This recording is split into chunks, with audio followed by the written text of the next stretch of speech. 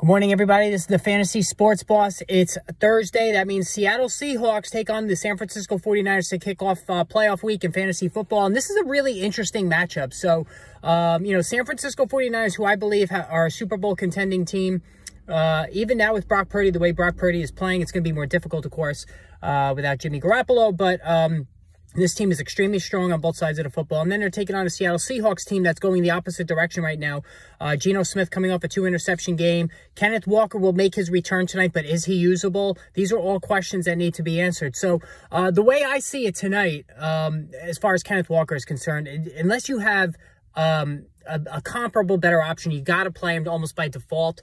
But that being said, I'm not expecting a lot out of him tonight. He was struggling before the injury, before he injured or jammed his ankle, however they wanted to classify it. And the issue here, too, is he's taking on the San Francisco 49ers. The last 2 weeks, they completely shut down the New Orleans Saints.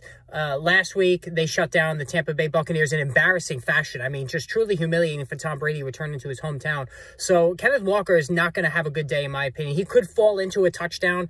That you can't really predict that sometimes. But in terms of what he was putting up earlier in the season when he first got the starting running back job, I don't see that happening. Deebo Samuel's not going to play. He's probably done for the season. He's a drop in fantasy because of the high ankle sprain that he suffered. So Brandon Ayuk is probably going to be used now closer to the line of scrimmage. So I think he's a good wide receiver 3 play.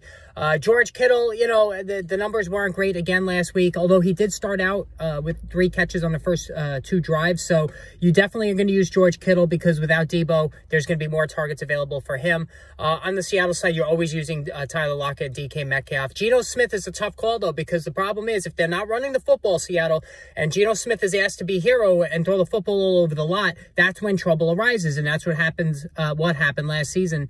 Last week when he threw 2 interceptions.